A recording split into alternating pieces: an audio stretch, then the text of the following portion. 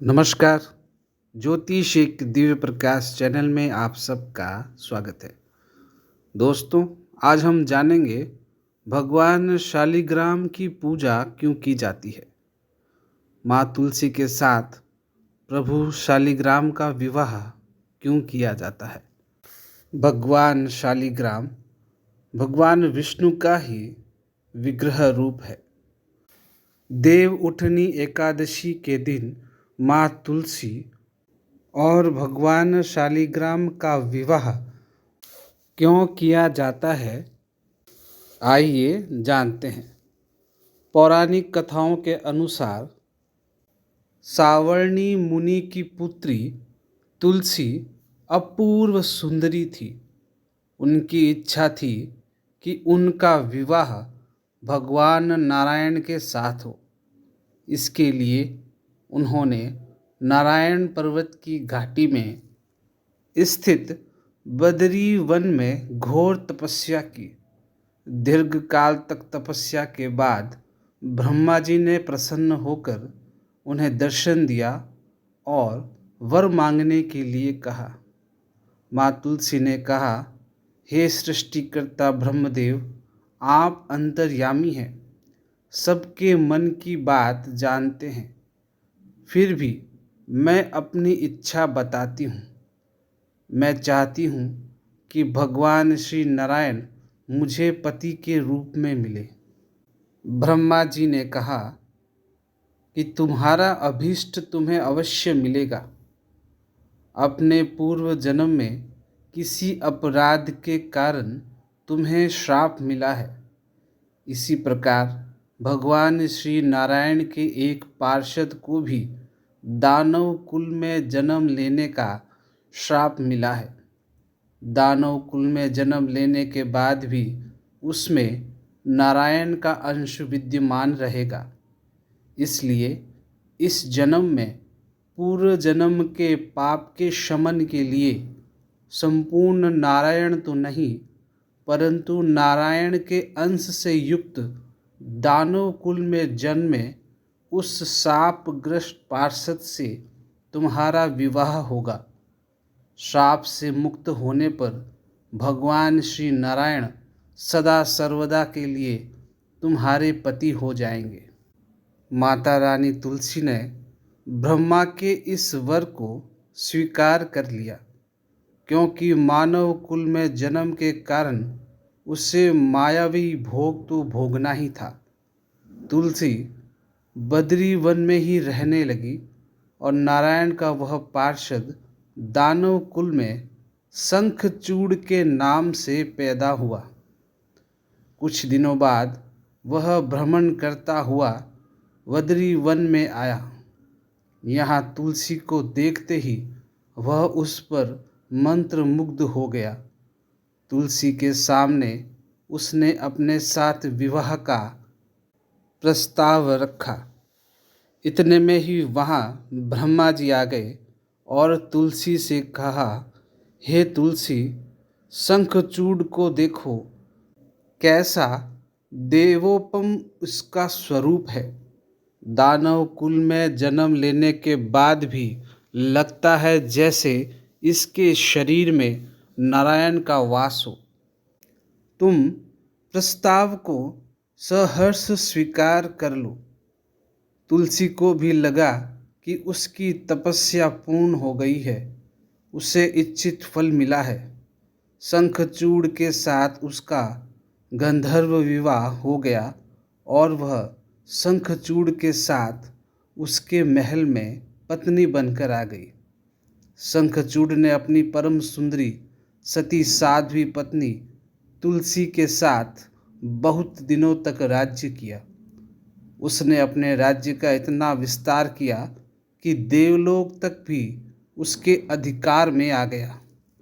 स्वर्ग का सुख भोगने वाले देवताओं की दशा भिखारियों की जैसे हो गई। शंखचूड़ किसी को कष्ट नहीं देता था, पर अधिकार और राज्य छीन जाने से सारे देवता मिलकर ब्रह्मा, विष्णु और शिव की सभा में गए तथा अपनी विपत्ति को सुनाया। ब्रह्मा जी ने कहा, तुलसी परम साध्वी है, उसका विवाह शंखचूड़ से मैंने ही करवाया था। शंखचूड़ को तब तक नहीं हराया जा सकता जब तक तुलसी को ना छला जाए। भगवान विष्णु ने कहा, शंखचूड़ पूर्व जन्म में मेरा पार्षद था। श्राप के कारण उसे दैत्य कुल में जन्म लेना पड़ा। इस जन्म में भी मेरा अंश उसमें व्याप्त है। साथ ही तुलसी के पतिव्रत धर्म से वह अजय है। फिर देवताओं की सहमति से भगवान शिव ने शंखचूड़ के पास संदेश भेजा कि या तो वह देवताओं को राज्य लौटा दे या फिर उनसे युद्ध करे। शंखचूड़ शंकर भगवान के पास पहुँचे और कहा, हे महादेव, आपके लिए देवताओं का पक्ष लेना उचित नहीं है। राज्य बढ़ाना हर राजा का कर्तव्य होता है। मैं किसी को दुखी नहीं कर रहा हूँ। देवताओं से कहिए वे मेरी प्रजा होकर रहें। मैंने आपका भी कोई अपकार नहीं किया है। हमारा आपका युद्ध शोभा नहीं देता है। अगर आप हार गए तो बड़ी लज्जा की बात होगी, और मैं हार गया तो आपकी कीर्ति बहुत अधिक नहीं बढ़ेगी। भगवान शंकर हंसे। वे तो सब रहस्य को जानते थे। तुलसी और शंखचूड़ के पूर्व जन्म के श्राप की अवधि लगभग खत्म हो चुकी थी। वे बोले, इसमें कीर्ति और लज्जा की बात नहीं। तुम देवों का राज्य लौटाकर उन्हें उनके पद पर प्रतिष्ठित होने दो। युद्ध से बचने का यही एक उपाय है। शंखचूड़ ने कहा, मैंने युद्ध के बल से देवलोक जीता है। कोई उससे युद्ध के द्वारा ही वापस ले सकता है। यह मेरा अंतिम उत्तर है। ऐसा कहकर शंखचूड़ चला गया। उसने अपनी पत्नी तुलसी को सारी बात बताई और कहा, कर्म भोग सब काल सूत्र में बंधा है।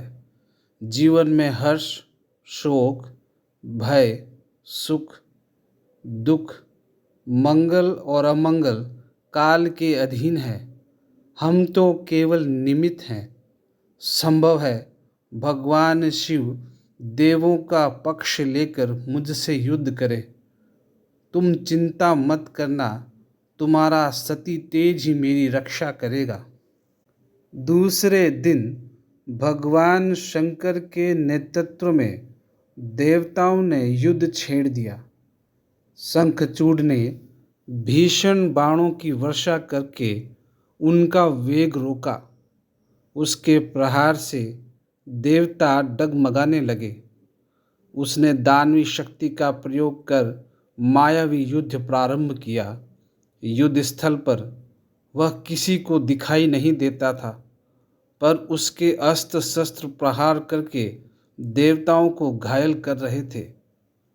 देवगण अपने अस्त्र चलाए तो किस पर चलाए, क्योंकि कोई शत्रु सामने नहीं दिखता था। कई दिनों तक इस तरह भयंकर युद्ध चला। शंखचूड़ पराजित नहीं हुआ। तब शिव ने विष्णु से कहा कि हे विष्णु, कुछ उपाय करें, अन्यथा मेरा तो सारा यश मिट्टी में मिल जाएगा। भगवान विष्णु ने सोचा, बल से तो शंखचूड़ को हराया नहीं जा सकता, इसलिए छल का सहारा लेना होगा। उन्होंने तुरंत अपना स्वरूप शंखचूड़ जैसा बनाया और अस्त्र शस्त्र से सज्जित हो तुलसी के पास पहुँचे और बोले, हे प्रिय, मैं युद्ध जीत गया हूँ। सारे देवता भगवान शंकर समेत मुझसे हार चुके हैं। इस खुशी में आओ मैं तुम्हें अपने गले से लगा लूं। पति को प्रत्यक्ष खड़ा देख तथा विजय का समाचार सुनकर वह दौड़कर मायावी शंखचूड़ के गले से लिपट गई। इस प्रकार पति पत्नी दोनों के आलिंगन में खूब खुशी मनाई। पर पुरुष के साथ इस प्रकार के व्यवहार से उसका सती तेज नष्ट हो गया। उसका सती तेज जो शंखचूड़ की कवच के रूप में रक्षा कर रहा था, वह कवच नष्ट हो चुका था। शंखचूड़ शक्तिहीन हो गया। यह जानते ही भगवान शंकर ने अपने त्रिशूल से प्रहार किया और त्रिशूल के लगते ही शंखचूड़ जलकर भस्म हो गया। शंखचूड़ के मरने को जानकर भगवान विष्णु अपने असली स्वरूप में आ गए। सामने अपने पति शंखचूड़ के स्थान पर भगवान विष्णु को खड़ा देखकर तुलसी बहुत विस्मित हुई। उसको पता लग गया कि स्वयं नारायण ने उसके साथ छल किया है। क्रोध में आकर उसने श्राप दिया, एक सती स्त्री का सतीत्व भंग करने के अपराध में तुम हृदयहीन पत्थर हो जाओ।